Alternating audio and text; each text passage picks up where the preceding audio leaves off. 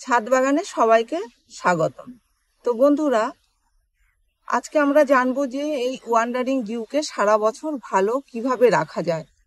দেখুন, এই গাছটা এরকমই একটা গাছ, এত সুন্দর একটা গাছ যেটা বাগানে রাখলে সত্যি খুব সুন্দর লাগে।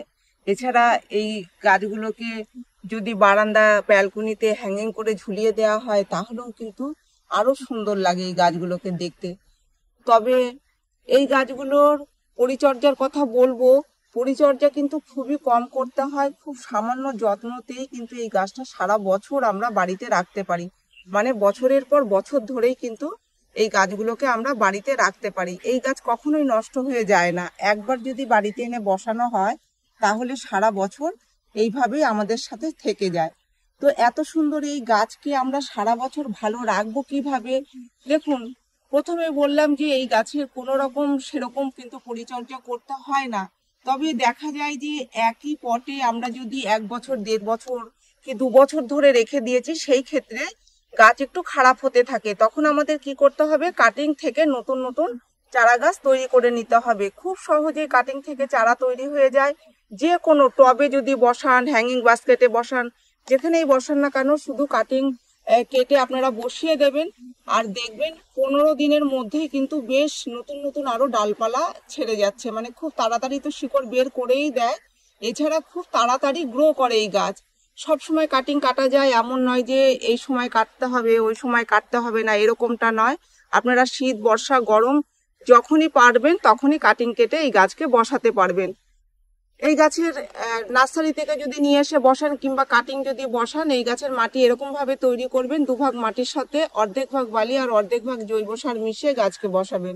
যদি হ্যাঙ্গিং বাস্কেটে বসাতে চান তাহলে 1 ভাগ মাটি, 1 ভাগ কোকোপিট, 1 ভাগ জৈব সার দিয়ে আপনারা বসাবেন।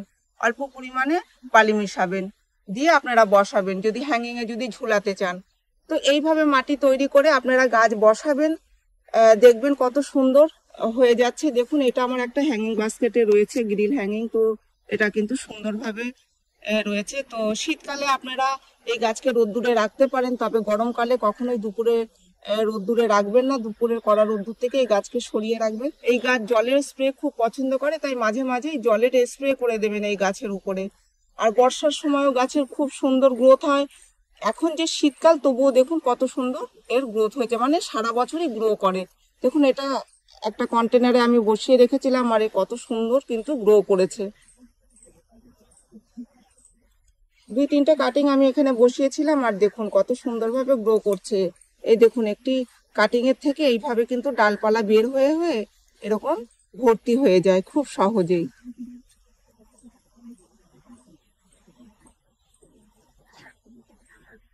তো আমরা কাটিং কিভাবে নেব? যখন দেখবেন যে দেখুন এই কাটিংটা আমার একটু খারাপ হয়ে গেছে, এই কাটিংটা সেইভাবে কিন্তু গ্রো করছে না, তো আমরা এই কাটিং কেটে নেব।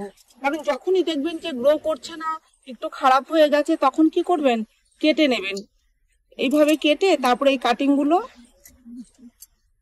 ছোট বড় সব ধরনেরই কাটিং আপনারা বসাতে পারবেন। তা আমি এইভাবে কেটে নিচ্ছি কয়েকটা কাটিং।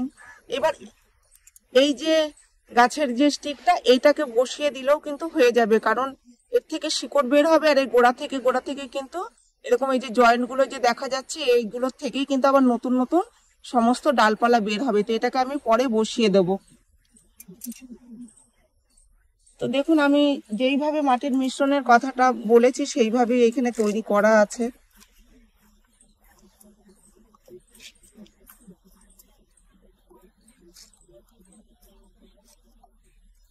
দুভাগ মাটি, অর্ধেক ভাগ বালি, অর্ধেক ভাগ জৈব সার এখানে আছে, আর কোকোপিট আছে। এখানে একটু কোকোপিট দিয়ে নেবেন। এই গাছটা একটু ময়েস্ট পছন্দ করে, তবে কখনোই যেন জল বেঁধে না থাকে সেই দিকটা খেয়াল রাখবেন। জল বেঁধে থাকলে কিন্তু এই গাছের ক্ষতি হয়ে যায়, মানে এই গোড়াগুলো পচে গাছ নষ্ট হয়ে যাওয়ার ভয় থাকে। তাই কখনোই জল বাঁধিয়ে রাখবেন না। নিচ থেকে এইভাবে কয়েকটা পাতা এইভাবে ছিঁড়ে আপনারা এরকম কাটিং বসিয়ে দেবেন।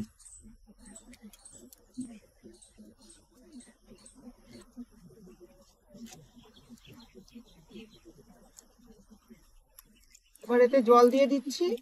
প্রথম দিন একটু জল বেশি করে দেবেন কাটিং বসানোর পরে, তারপরে প্রয়োজন মতো জল দেবেন। যখন দেখবেন মাটি শুকিয়ে আসছে তখন এই গাছে জল দেবেন। আর এরকম জায়গায় রেখে দেবেন যেখানে সকালে 1 থেকে 1.5 ঘন্টা কি 2 ঘন্টা রোদ্দুর আসে, সেরকম জায়গায় এই গাছকে রেখে দেবেন।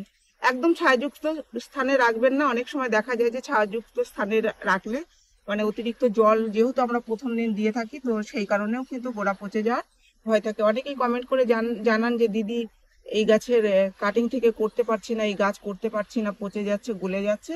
তো এই এক কারণ। এই গাছে খুব একটা খাবার লাগে না, তাই খাবারটাও কম দেবেন। অতিরিক্ত খাবার দিলেও কিন্তু এর পচে যাওয়ার সম্ভাবনা থাকে। বছরে ধরুন 3 বার 4 বার অব্দি খাবার দেওয়া যেতে পারে, এর থেকে আর বেশি দরকার নেই। দিলেও হালকা পাতলা তরল সার দেবেন। আমি যেরকম গোবর সার ভিজিয়ে জল দিই, কখনো কখনো সর্ষের খোল ভিজানো জল দিই, কলার খোসা ভিজিয়ে জল দিই। তো এইভাবে এই গাছগুলোর খাবার দিয়ে যাই। তো এই ছিল আজকের ভিডিওটি আমি এখানেই শেষ করছি। যদি ভিডিও ভালো লেগে থাকে তাহলে একটি লাইক করবেন, কমেন্ট করে জানাবেন আর চ্যানেলটিকে সাবস্ক্রাইব করবেন। আপনারা গাছ লাগান, ভালো থাকুন, সুস্থ থাকুন। দেখা হবে পরের ভিডিওতে।